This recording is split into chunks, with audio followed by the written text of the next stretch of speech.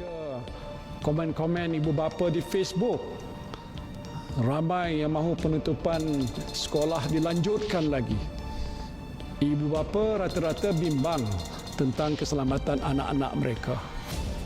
Saya pun ada cucu yang bersekolah, seperti saudari saya pun. Terbesar ialah kluster jemaah si petaling, iaitu lebih kurang 40%. Tetapi kluster yang lain pun telah kita kenal pasti dan kita dah umumkan yang kluster yang besar. Kluster yang kecil mungkin kita tak umumkan lagi, tetapi mesyuarat kedua Majlis Tindakan Ekonomi. Dalam mesyuarat ini saya telah pun diberikan penerangan yang terperinci mengenai situasi terkini keuangan negara. Ini termasuk Sudah tentunya sejak keluar berita tentang wabak ini, ramai tertanya siapakah sebenarnya orang yang pertama yang dijangkiti wabak tersebut. Menurut SCMP, data kerajaan China akhirnya berjaya menjangkiti individu pertama yang dijangkiti COVID-19. Dan sebenarnya individu tersebut telah disahkan positif seawal November 2019 lagi. Individu pertama dijangkiti virus ini dikatakan seorang warga emas berusia 55 tahun yang berasal dari wilayah Hubei, China, iaitu pusat pemulanya wabak COVID-19 ini. Bagaimanapun, media dilaporkan tidak mendedahkan nama serta individu terkawin.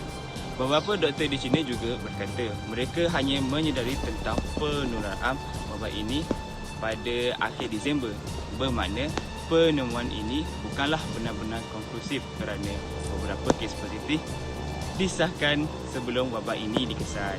Ketika itu, pihak perubatan telah pun menjalankan ujian beberapa individu yang disyaki dijangkiti. Pada 23 Januari, Kementerian Kesihatan Malaysia KKM melalui Pusat Kesiapsiagaan dan Tindak Balas Cepat Krisis Kebangsaan CPRC terima laporan 3 kes di Malaysia, iaitu 2 di Sabah dan 1 di Selangor dijangkiti coronavirus 2019. Menteri Kesihatan ketika itu, Datuk Seri Dr. Zulkifli Ahmad sahkan kes pertama COVID-19 membabitkan 3 warga Cina yang masuk ke Malaysia melalui Johor dari Singapura pada 23 Januari. Seorang lelaki Malaysia yang mahu menyertai perhimpunan tabligh di Sulawesi dan kemudiannya dibatalkan pada Mac lalu telah meninggal dunia di Johor akibat COVID-19 ini. Kematian pertama dikaitkan dengan perhimpunan itu, kata pegawai, dengan 12 warga tempatan meninggal dunia akibat wabak tersebut apabila menghadiri majlis serupa di Kuala Lumpur lewat Februari. Ketua Pengarah Kesihatan Nur Hashim Abdullah memberitahu lelaki pertama daripada kluster tersebut meninggal dunia selepas dimasukkan ke sebuah hospital di Johor Bahru lewat Isnin.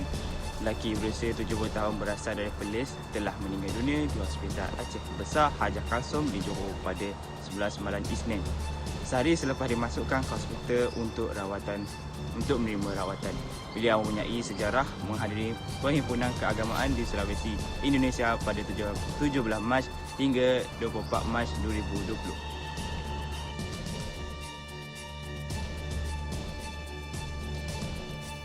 Seterusnya, kita akan beralih pada cabaran untuk menangani wabak COVID-19 ini sebagai seorang pelajar dan juga masyarakat. Baiklah, kita akan mengambil kira cabaran yang dihadapi oleh pelajar terlebih dahulu. Seperti mana yang kita tahu, pihak Kementerian Pengajian Tinggi iaitu KPT telah mengambil langkah untuk memberhentikan sementara operasi IPTA dan IPTS bagi mengelakkan penularan wabak ini semakin meluas.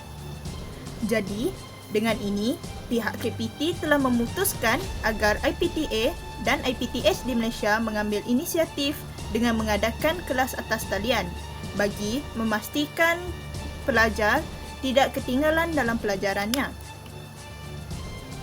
Walau bagaimanapun, tidak semua pelajar mampu mengikuti sepenuhnya inisiatif ini disebabkan oleh masalah capaian rangkaian internet yang tidak stabil. Hal ini telah mendesak para pelajar yang tinggal jauh di pedalaman dan luar bandar pergi ke pekan ataupun bandar untuk mendapatkan rangkaian internet yang lebih stabil. Namun, perkara ini memakan kos sehinggakan ada di antara mereka yang tidak berkemampuan terpaksa masuk ke dalam hutan mahupun kebun untuk mencari capaian internet yang stabil.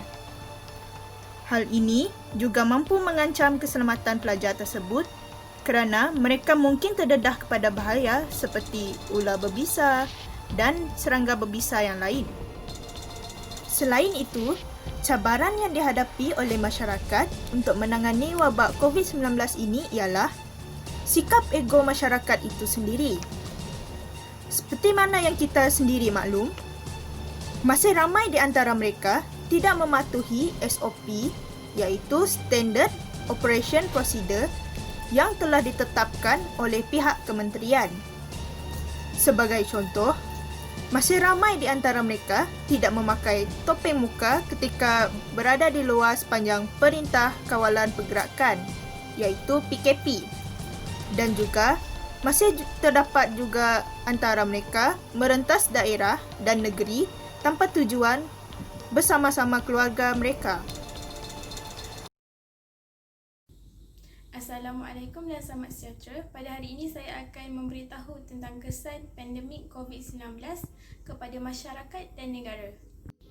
Pada 9 April 2020, Jabatan Perangkaan Malaysia telah membuat survey khas iaitu kesan COVID-19 kepada ekonomi dan individu yang telah dijalankan pada 23 hingga 31 Mac 2020. 52.6% mengatakan mereka sangat terkesan dengan COVID-19 ini. Pertubuhan Buruh Antarabangsa ILO menjangkakan peningkatan kadar pengangguran di seluruh dunia.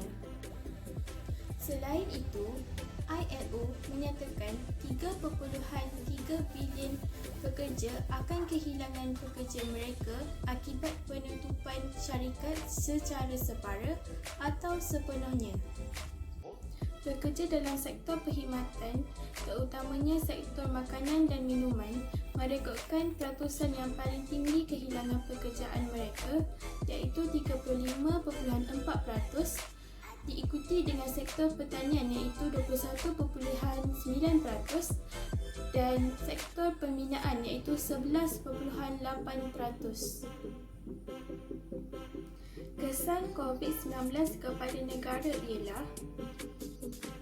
yang pertama ialah pendapatan negara semakin berkurang. Ini disebabkan penutupan sektor pelancongan dan pelancong daripada luar negara tidak dapat datang ke Malaysia untuk bercuti.